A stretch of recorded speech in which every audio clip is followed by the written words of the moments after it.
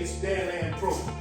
And we're about to do some strange things on what's called rescreening a screen door. So I'm gonna use this new screen in order to put my knees on there. I'm getting old. Sometimes I put on my knee pads. I don't do all this stuff like I used to. But anyway, as you can see, my screen is kind of busted on the side here. So what we're gonna do is take this new screen and we're gonna rescreen this door. But it's certain things that you need to do this. And as you see, I got a cutter, so when I finish, I can cut my excess screen off. This was so I could dig up this cord, which holds this screen to this door. If you look on any screen door, any screen window, you normally have a inset. And this cord comes in different sizes, so make sure you get the right size. So this size here, you see I pretty much got it in the bag.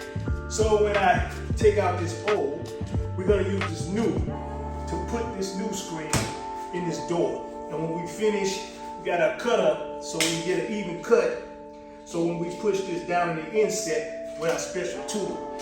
Now, this is a tool that you use to rescreen a screen window, a screen door, etc., etc. The reason I show you these things because some of these things are simple things that you do, and a lot of times you find people that either don't know how or they don't have people available to do these particular things in the house.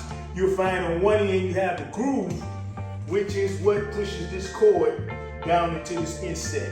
And then you got another end for if you want to take things out, or if you got an even smaller cord, which doesn't require that it fits into the inset on this tool. But you see two sides to this tool. You can look this tool up on YouTube or somewhere and find out what you need.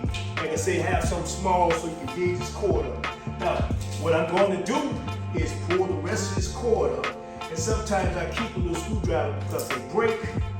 And you want to make sure that you pull this cord up and make sure that that old screen comes out of it. Now here's something to remember as well. Make sure when you put a new cord in it, there's no reason for you to put glue or anything on here because you'll have a heck of a time trying to get this out of screen door or screen window if you put glue on it. Don't ask me why. But anyway, that's it. Now I'm gonna finish taking this old piece out and you'll see as I take it out, we can pretty much take the old screen off and then we're gonna come back when we start putting the new screen in and show you how this tool allows you to put the screen in and how we go about cutting off the excess. So as you see, we got all the old screen out and now we're gonna put a new screen in. So I got a roll of screen here. So what I do is bring it to the edge because I don't want to waste a lot of screen when I cut the screen that I need out. And then I don't want to be too short on my screen. Now you can go about measuring it and some of those more in detail things. But as far as that, I just take my cutter here and I know I got more than I need. So I'm just going to cut along here. So as you see, I'm going to cut my screen out and I'm cutting enough to have excess. So once I push this down with my tool and get it all in there, then I can cut the excess off afterwards. And then we have a much needed cut. Okay, so now you see I got my screen cut out. So now what we're gonna do is we're gonna make sure our screen is pretty squared, not too much. It really don't matter. It's screen and we're gonna eventually cut the excess off. So I'm gonna start up here in this corner, and you'll see me take this tool with the inset on it. And you're gonna see me start pushing that cord down in there. You wanna get it down in there good.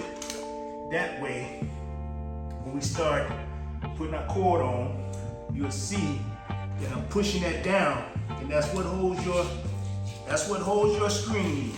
You're gonna push it right down in that inset.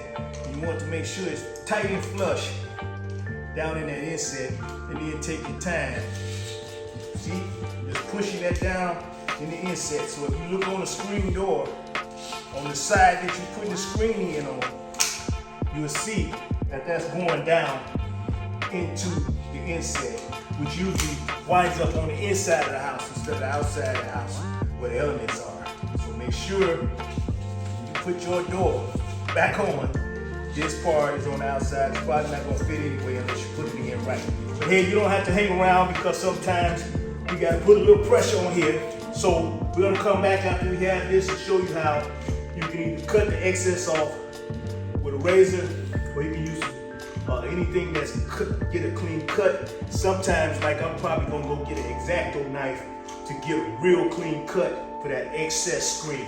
What I'm gonna do is stretch that out, and on the outside of the cord, not on the inside, that's where I'm gonna start cutting. See? That's where I'm gonna start cutting that excess screen off, right along that line. You see that? I'm gonna start cutting that excess screen because we wanna make sure that we don't go past where that cord is. So again, we're going to start this, and then we're going to cut off the camera so we can focus, because it's hard sometimes to focus on the job when you're trying to do a video, and make sure that you don't do something to defeat the purpose of why you're doing all the work in the first place. So usually you can cut it right along here, but I like to do it slow to make sure I don't take too much, or I don't do anything to damage that cord that's holding this screen in place. So that's pretty much it. So I'm gonna take this X-Acto knife and finish that up. So once we finish, we're gonna put screen back on the house, and then we'll be done with it. Okay, that's pretty much it. Okay, so even though I showed you the process of how to do how to lay out your mesh and cut your mesh, and the tools that you need to do your mesh, you see this is the final product. But what I did when I went away, the mesh that I was using was lighter than I wanted it to be. I wanted a darker mesh, so I used a darker mesh.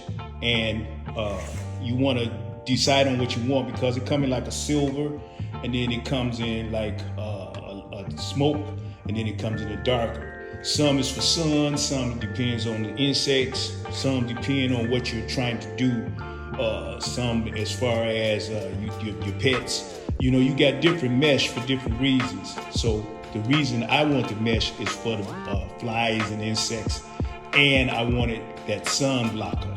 So it depends on what you want. So the mesh that I had at first, it was a smoke, but it was thinner than what I wanted. So I went and got some black mesh, and that's why you see it's a little darker. It's still a see-through.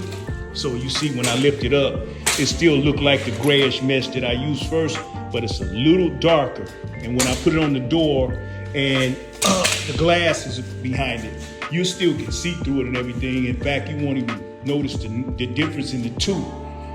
You only noticing it because I showed you. But if you look at our initial video, you will see that the mesh was a little lighter than what I'm using here. However, the process is the same as far as your groove, as far as your cord, the tool to use to put your mesh around your door. So these are just things that you can do. And then you have excess mesh left over.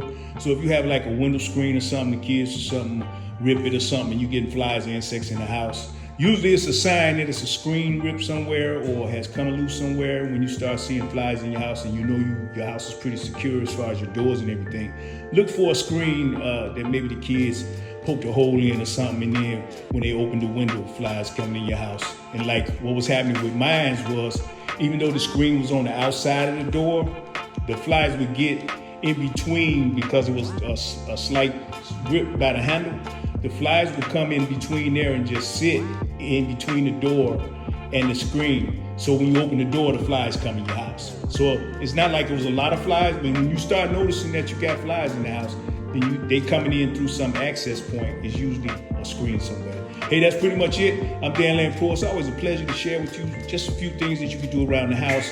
Hey, I encourage anybody, whatever you do, be safe with what you do. I'm not encouraging you to do what I do. I'm just showing you what I do around the house as far as home improvement, home repairs, etc., etc.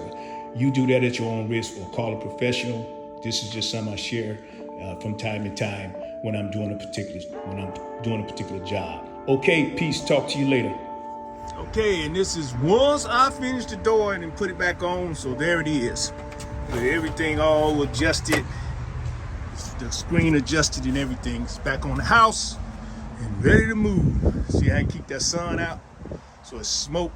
It's not even smoke, it's past smoke.